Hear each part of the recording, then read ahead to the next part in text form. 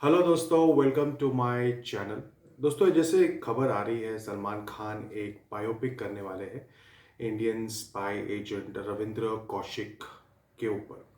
और ये जो फिल्म है इसका अभी जो मीडिया में जो नाम चल रहा है वो चल रहा है ब्लैक टाइगर। तो पता नहीं क्यों जैसे ही मैंने ये खबर देखी तो मुझे एकदम से चक दे फिल्म की याद आ गई। और मुझे चक दे फिल्म की याद क्यों आई, उसके पीछे ये रीज़न है कि चक दे, अगर आपको पता होगा, तो ओरिजिनली जो उसकी ओरिजिनल चॉइस थी और जो उसको करने वाले थे वो थे सलमान खान। और लास्ट मोमेंट पे सलमान खान ने वो फिल्म छोड़ दी और उसकी जगह ली थी शाहरुख खान ने। अब आप ये सोच रहे होंगे कि ऐसी क्या बात हो गई, what was the reason for Salman Khan to quit Chak De. अब इसमें बहुत सारी रीजनिंग मीडिया में चल रही थी, मगर जो रीज़न जो था वो ये था कि चक दे वाज डायरेक्टेड बाय शिमित अमीन, जिसने अब तक 56 जैसी फिल्म बनाई थी। तो अब हो क्या रहा था कि ये जो चक दे फिल्म बन रही थी ये बहुत ही ज़्यादा ऑथेंटिक लेवल पे बन रही थी, क्योंकि डायरेक्टर ही ऐसा था। तो उसमें क्या होता है कि जब आप एक बहुत ही एक हार्डकोर कमर्शियल एक्टर को डालते हो जिसका कोई बैकग्राउंड इतना स्ट्रांग नहीं है, जैसे कि जैसे अगर आप आमिर खान को बोलोगे कि मेथड एक्टिंग करनी है, ऐसे चलना है और ऐसा पेसिंग रखना है, तो ये सारी चीज़ें जब आप सलमान खान को बोलोगे तो वो थोड़े से अनकंफर्टेबल हो जाएंगे। बिकॉज अगर आप उनकी हिस्ट्री देखोगे तो उनको तो आदत ही नहीं है मेथड एक्टिंग की। और मतलब अगर आपको वो बोला जाए कि आपको इस तरीके से डांस करना है तो वो शायद अपने कंफर्ट जोन के हिसाब से कोरियोग्राफर से डांस स्टेप्स डिज़ाइन करवाते हैं।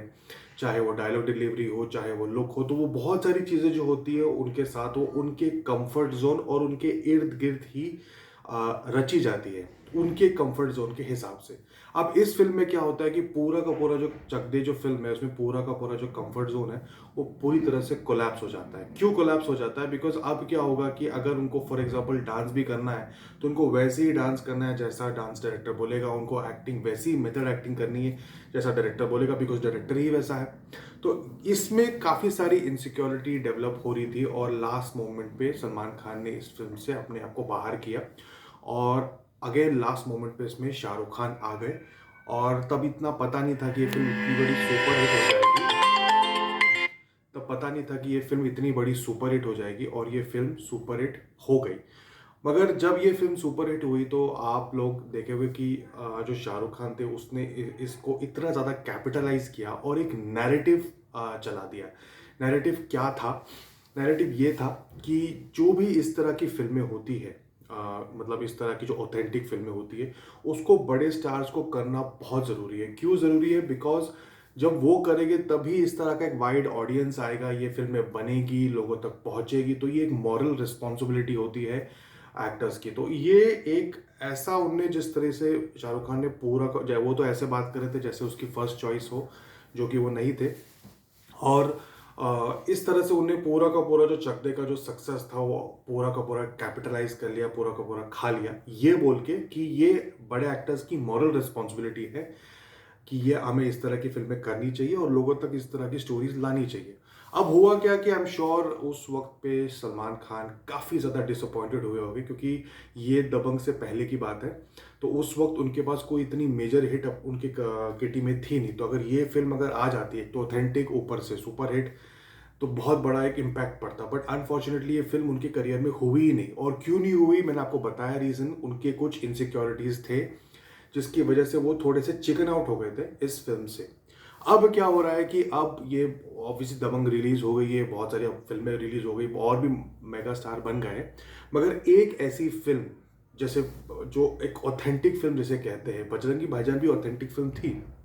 मगर आप जब दो स्टेप आपको, क्योंकि करियर में ही कोई बायोपिक है नहीं, तो जब हम किसी बायोपिक की बात कर रहे हैं तो ऑब्वियसली वो एक ऑथेंटिक फिल्म होगी, 70s का एरा होगा, एक स्पाई की फिल्म है, तो आप कुछ भी तो करोगे नहीं। आपको obviously you have to be truthful to the history, उसमें क्या क्या हुआ है, आपको वो पूरी की पूरी जर्नी जो है रविंद्र कौशिक की जो स्पाई एजेंट की जर्नी है, चाहे वो पाकिस्तान जाना, वहाँ शादी करना, वहाँ पर आर्मी में भर्ती होना, फिर पकड़े जाना, फिर जो टॉर्चर है, तो ये पूरा का पूरा जो जर्नी है ये आपको ऑथेंटिक लेवल पे ही दिखाना पड़ेगा। तो एक ऐसी फिल्म अभी के टाइम पे सलमान खान के करियर में एक तरीके से लैक कर रही थी नहीं, तो उस गैप को भरने के लिए आई एम श्योर ये फ़िल्म की गई है। और जो पहले की जो इनसिक्योरिटीज़ थी, वो उनने उस पे अब उनको खरे उतरना है, बिकॉज़ अब वो अपने कंफर्ट ज़ोन से बाहर आ रहे हैं और इस तरह की फ़िल्म कर रहे हैं जिसमें टोटली जो चैलेंजेज़ हैं, उनके लिए नए हो गए। तो इसमें ऑब्वियसली जब इसकी शूट इसकी है, उसमें आई एम श्योर थोड़े बहुत तो प्रॉब्लम्स हो गए डायरेक्टर के बीच में, क्योंकि डायरेक्टर भी बहुत राजकुमार गुप्ता जी की पहली फ़िल्म आमिर थी, और नो वन किल्ड जेसिका। तो उन फ़िल्मों की वजह से वो काफ़ी ज़्यादा वो he comes under that authentic directors, वो अगेन वो एक independent director turned commercial director बन गए हैं अब। तो उन वो भी काफ़ी थोड़े से स्केप्टिकल हो गए, और सलमान भी एक प्रॉपर हार्डकोर कमर्शियल एक्टर है, इतने सुपर सुपर एक्टर है नहीं, मगर ये जो फ़िल्म है इसमें 2 चीज़ें ब्रिज हो रही हैं। सलमान खान जो एक सुपर कमर्शियल एक्टर है, उनको थोड़ा-सा धीरे-धीरे वो एक ऑथेंटिक या मेथड एक्टिंग के ज़ोन में उनको एंटर करना है, तो वो एक एक कॉम्प्लेक्स ज़ोन होगा। जो डायरेक्टर है वो थोड़े से इंडिपेंडेंट फ़िल्में बनाते हैं, तो वो एक अब कमर्शियल ज़ोन में आ रहे हैं। तो ये जो एक एरिया है, इसमें थोड़ा बहुत एक फ्रिक्शन होने की संभावना है, और थोड़ा बहुत इसमें इश्यूज़ रहेंगे।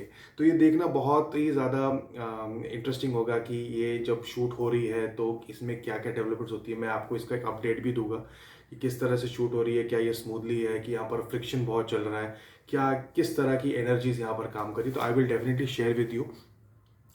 तो I am looking forward for this film, क्योंकि पहली बार मैं सलमान खान को देखूंगा एक एक काइंड ऑफ एक मेथड एक्टिंग के जोन में, काइंड ऑफ एक ऐसे जोन में जहाँ पर जो एक एक सीन जो है उसकी जो रिक्वायरमेंट है, उसमें आके उनको फुलफिल करना है। अभी तो क्या होता है कि वो जहाँ खड़े होते हैं वहीं पर सब नाचना शुरू कर लेते हैं। अब क्या हो रहा है कि जो सीन चल रहा है आपको उसमें जाके ढलना है, आपको उस हिसाब से करना है। ये एक और बहुत बड़ा रीज़न है, आप देखेंगे कि जब भी सलमान खान की कोई संजय लीला भंसाली के साथ कोई भी फिल्म जब प्लान होती है, तो आप देखोगे धीरे धीरे धीरे वो एंड मोमेंट पे आके चिकन आउट हो जाते हैं, कैंसिल कैंसिल हो जाती है।